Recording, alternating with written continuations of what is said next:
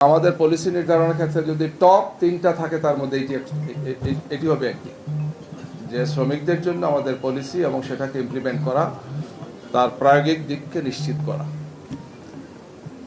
আজকে যে প্রস্তাবগুলো দিয়েছেন আমরা সবাই দেখেছি, আমি একটু পড়েছি, আগে আমি পেয়েছিলাম, একটু চোখ বুলিয়েছিলাম, আজকে আবার চোখ বুলালাম। সব কথাই এখানে আছে, কিন্তু এটাকে কে বাস্তবায়ন করবে, কারা করবে? এই সব দাবি দাওয়ার সাথে যদি একটি জিনিস না থাকে, সেটি হচ্ছে যদি আমাদের মূল্যবোধ এবং নৈতিকতা, আমাদের মোরাল ভ্যালুস এবং আমাদের কমিটমেন্ট না থাকে, তাইলে ক্ষমতায় গিয়ে শুধু ক্ষমতায় থাকার মহড়া করবো, আর কিছু করা হবে না। যেটি গত 16 বছর আমরা দেখেছি। যারা ক্ষমতায় ছিলেন তারা বলেছেন যে ধারাবাহিকভাবে থাকলে গণতন্ত্র এবং উন্নয়ন নিশ্চিত হয়। গণতন্ত্র আমরা কী পেয়েছি, উন্নয়ন কী পেয়েছি, সেটি সবার কাছে স্পষ্ট। সুতরাং এর চেয়ে বড় কথা হচ্ছে আমাদের কমিটমেন্ট, আমাদের প্রতিশ্রুতি, আমাদের ব্যক্তি এবং দল হিসাবে আমরা যে কথাগুলো বলি মনে প্রাণে বিশ্বাস করি কিনা এবং সেটাকে বাস্তবায়নের জন্য আমাদের সে সামর্থ্য আছে কিনা।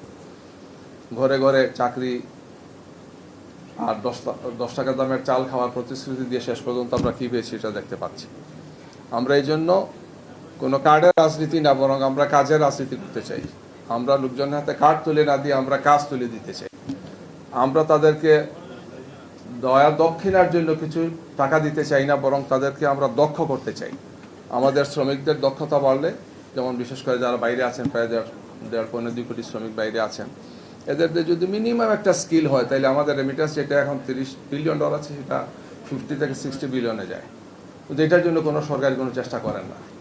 শ্রমিক পাঠাচ্ছেন, কিন্তু তাদের দক্ষতা যোগ্যতার ব্যাপারে চেষ্টা করছেন না। আমাদের পলিসিতে এই সমস্ত বিষয়গুলো আমাদের নিয়ে আসতে হবে। মেগা প্রজেক্টের চেয়ে এই সমস্ত প্রজেক্টগুলো উচিত, যেখানে আমাদের শ্রমিকরা তাদের শ্রমকে সঠিকভাবে মূল্যায়িত হবে এবং তারা তাদের দিন শেষে একটু আরামায়েশে তারা থাকবেন। খুব বড় স্বপ্ন তারা দেখেন না, যতটুকু তারা কাজ করতে পারেন সেটার সক্ষমতা যাতে আরও বৃদ্ধি পায় এবং তারা যাতে দেশ এবং জাতির জন্য বাস্তবিক অর্থে একটি সুষ্ঠু সুন্দর বাংলাদেশ তারা করতে পারেন। আমরা আমাদের ম্যানিফেস্টোতে এই কথাগুলো, যে কথাগুলো এখানে আসছে, সেগুলো আমরা নিয়ে আসছি। আমরা খুব সংক্ষিপ্ত পরিসরে ম্যানিফেস্টোর একটা অংশ দিব, আর একটু বড় আকারে আরেকটা দেব, সেখানে ডিটেলস সব কিছু সেখানে থাকবে গিয়ে। আমরা ইতিমধ্যেই বাংলাদেশের মানুষকে আহ্বান জানিয়েছিলাম যে আমাদের ম্যানিফেস্টো তৈরির ক্ষেত্রে আপনারা পরামর্শ দেন।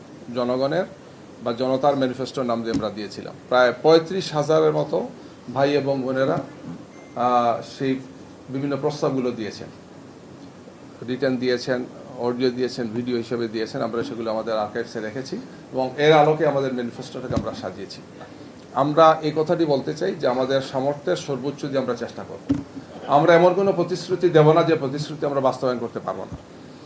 আসুন আমরা সবাই মিলে একটি সুন্দর বাংলাদেশ গড়ার জন্য চেষ্টা করি, যে বাংলাদেশ ক্ষুধামুক্ত, দারিদ্র্যমুক্ত, সন্ত্রাসমুক্ত হবে, গুম এবং আয়নাঘর মুক্ত একটি বাংলাদেশ হবে, একটি নিরাপদ এবং মানবিক বাংলাদেশ হবে ইনশাআল্লাহ। সেই বাংলাদেশ গড়ার জন্য আমাদের শ্রমিক বন্ধুদের অবদান সবসময় বেশি ছিল, এখনও আছে, ভবিষ্যতে সেটা থাকবে। আমরা এটার প্রতি সম্মান এবং মর্যাদা রেখে সেই বাংলাদেশটা আমরা করতে চাই।